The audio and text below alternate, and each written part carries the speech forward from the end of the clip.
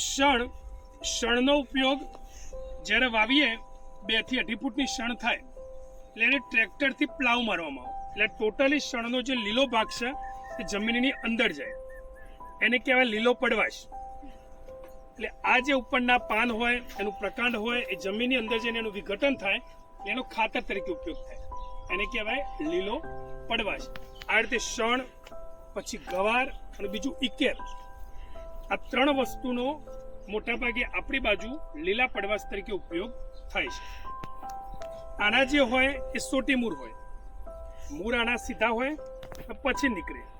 જ્યારે આપણે જે નિંદામણ જોયું, પછી જે જુવાર જોઈ, એના જે મૂળ હતા એ તંતુ મૂળ હતા.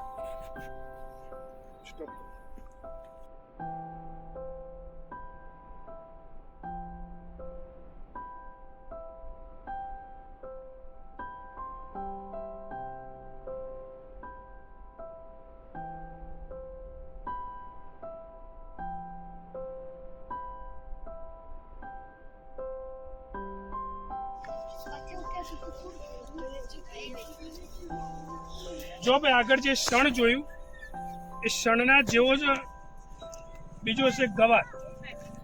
ગવારનો જે ઉપયોગ છે એ પણ લગભગ 2 થી 2.5 ફૂટનું થાય એટલે એનો ટ્રેક્ટર વડે પ્લાવ મારીને જમીનની અંદર દાટવામાં આવે અને એનો લીલો પડવાશ થાય.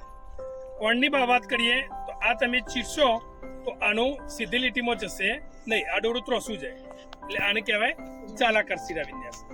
આના જે મૂળ તંત્ર હોય એ મૂળ તંત્ર સીધું જાય એટલે કહેવાય સોટીમય મૂળ તંત્ર.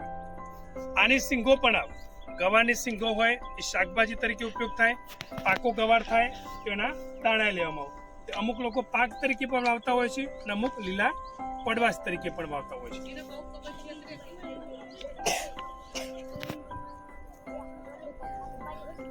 બસ ચોક્કસ. તો જો આ એક જે મગફળીની અંદર વાવેલું છે તો આ જે એક ચોરીનો છોડ છે, એટલે કે આપણે એને કઠોળ કહીએ છીએ. કઠોળ વર્ગની કોઈ પણ વનસ્પતિ હોય એની જે મૂળ ગંડિકામાં જે મૂળ છે એમાં નાની મૂળ ગંડિકાઓ હોય. એ મૂળ ગંડિકામાં કયો બેક્ટેરિયા હોય? રાઇઝોબિયમ બેક્ટેરિયા હોય. એ વાતાવરણમાં જે નાઇટ્રોજન છે એ નાઇટ્રોજનનું સ્થાપન એ જમીનમાં કરે.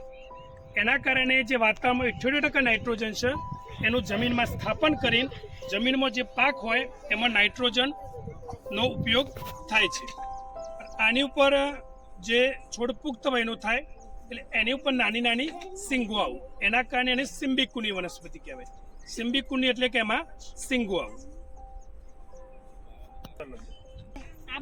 મૂળ છે એ આગળ જોયું એ પ્રમાણે આનું સોટીમય મૂળતંત્ર.